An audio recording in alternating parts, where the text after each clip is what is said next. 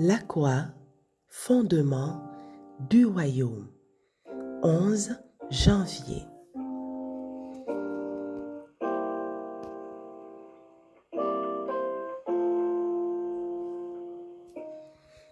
Lui qui a porté lui-même nos péchés en son corps sur le bois, afin que, morts au péché, nous vivions pour la justice.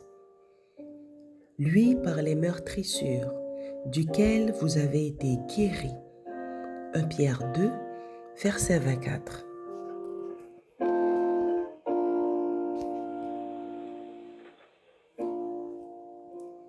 Aussi, au moment où les disciples de Jésus croyaient leur maître sur le point de monter sur le trône de David, quelle ne fut pas leur déception de le voir arrêté comme malfaiteur, battu de verges, tourné en dérision, condamné et suspendu sur la croix du calvaire.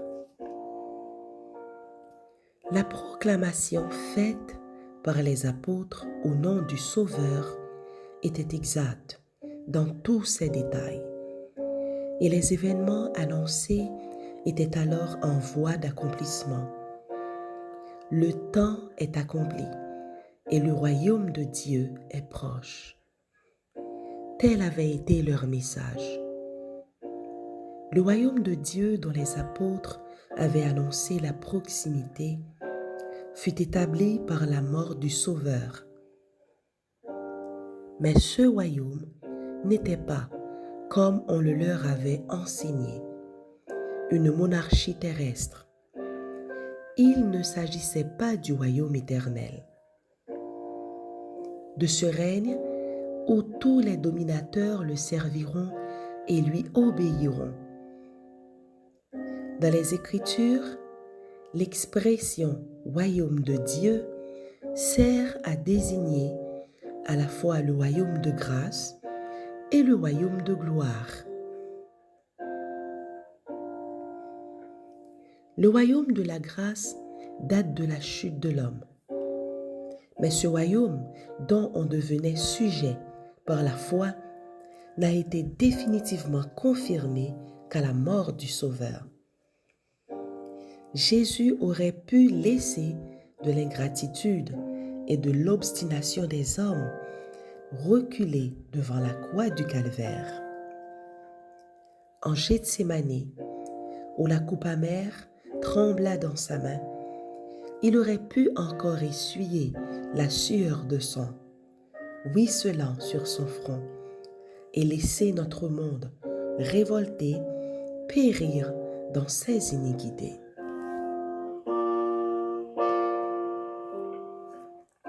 C'est pourquoi, quand le Sauveur eut donné sa vie, lorsqu'il s'écria en expirant « Tout est accompli », que le plan de la rédemption fut définitivement assuré.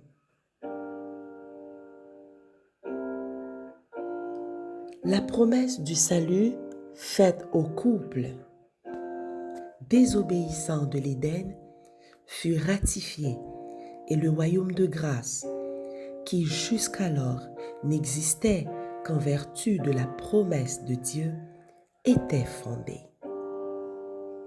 Ainsi, la mort du Sauveur, que les disciples envisageaient comme la ruine définitive de toute leur espérance, confirma au contraire celle-ci pour l'éternité. L'événement qui les avait plongés dans le désespoir était celui-là même qui ouvrait à tous les fils d'Adam la porte de l'espérance.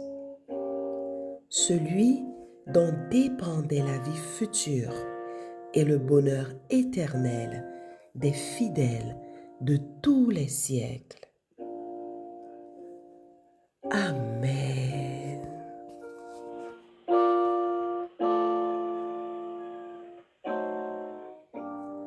Puissance de la grâce.